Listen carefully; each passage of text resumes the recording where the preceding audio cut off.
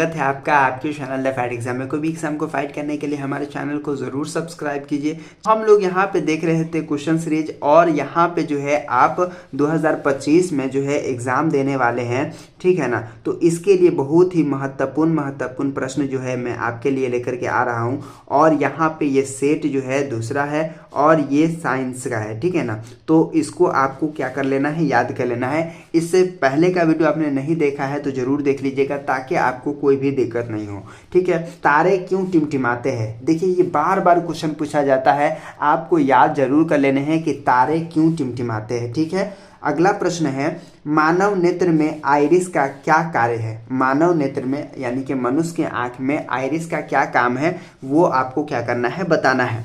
अगला प्रश्न है, ओम के नियम को लिखे। ओम के नियम को क्या करना है, लिखना है। ओम के नियम हमको आना चाहिए, ठीक है। अगला प्रश्न है, एम्पियर की परिभाषा दे, ठीक है। एम्पियर की परिभाषा दे, ये भी महत्वपूर्ण प्रश्न आपका है एग्जाम के लिए, इसीलिए आप इसको याद जरूर कर लीजिएगा। अगला प्रश्न है, विद्युत विभव से आप क्या समझते हैं। विद्युत विभव से आप क्या समझते हैं। आप गाइड पढ़ते हैं या फिर आप जो है क्वेश्चन आंसर याद करते हैं, तो इस क्वेश्चन सबको जो है आप क्या कर लीजिएगा, एकदम से याद ही कर लीजिएगा, ठीक है। क्योंकि ये बहुत ही खास क्वेश्चन है, आपको गाइड में इजीली देखने को मिल जाएगा ये सब क्वेश्चन, और ये सब क्वेश्चन को आप बढ़िया तरीका से याद कर लेंगे, ठीक है। और मैं कोशिश करूंगा ये सब क्वेश्चन आपको बता भी दिया जाए, ठीक है, वीडियो के माध्यम से। तो इस तरह से बड़े ही ईजी तरीके से आप इसको पढ़ सकते हैं, बना सकते हैं। उसके बाद अगला प्रश्न है, विद्युत बल्ब का नामांकित चित्र बनाए। तो विद्युत बल्ब का एक क्या करना है, चित्र बनाना है। विद्युत बल्ब का चित्र कैसे बनाएंगे आप देखते हैं, इस तरह से आप कर दीजिएगा थोड़ा सा, ठीक है। और इस तरह से ला करके बढ़िया तरीका से ला करके, है ना, थोड़ा सा गोल करके, और यहाँ पे इस तरह से, चलिए इस तरह से आप विद्युत का बल्ब बना लेंगे, ठीक है।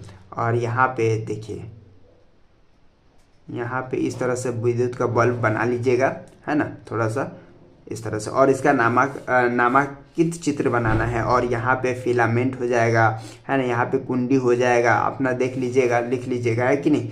उसके बाद अगला प्रश्न है, फ्यूज के तार की 3 प्रमुख विशेषताएं लिखे। फ्यूज के तार की 3 प्रमुख विशेषता लिखना है। और एक और प्रश्न है कि फ्यूज़ का इस्तेमाल घर में क्यों किया जाता है। तो फ्यूज़ का इस्तेमाल घर में इसलिए किया जाता है कि हमारे घर में जो है काफ़ी सारे उपकरण लगे होते हैं, जिसमें टीवी हो जाता है, उसके बाद से जो है फ्रीज हो जाता है, ठीक है, बल्ब होते हैं। तो क्या होता है कि फ्यूज़ जो रहता है, फ्यूज़ की तार के जो है गलनांक बहुत कम रहता है। जैसे ही ज़्यादा वोल्टेज आता है तो ये तार जो है जल के टूट जाता है, और जैसे ही टूट जाता है तो घर के सारे लाइट ख़त्म हो जाते हैं, और हमारा चीज़ जो भी रहता है, जो भी यंत्र रहते हैं, सब बच जाता है, ठीक है ना।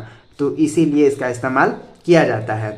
अगला प्रश्न है, विद्युत धारा के मात्रा की परिभाषा लिखें। विद्युत धारा की मात्रा की परिभाषा क्या करना है, लिखना है।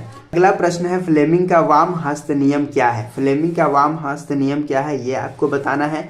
अगला प्रश्न है, प्रतिरोध क्या है, इसका एसआई मात्रक लिखे, ठीक है। प्रतिरोध क्या है और इसका एसआई मात्रक क्या होता है, वो आपको क्या करना है, लिखना है। उसके बाद है, पाचन किसे कहते हैं। पाचन किसे कहते हैं, ये आपको क्या करना है, बताना है। उसके बाद अगला प्रश्न है, जल रंध्र किसे कहते हैं। जल रंध्र किसे कहते हैं, ये भी आपको क्या करना है, याद कर लेना है। शाकाहारी और मांसाहारी को परिभाषित करें। शाकाहारी और मांसाहारी को क्या करना है, परिभाषित करना है। उसके बाद अगला प्रश्न है, यकृत के क्या कार्य है, और यकृत के क्या कार्य है वो आपको लिखना है।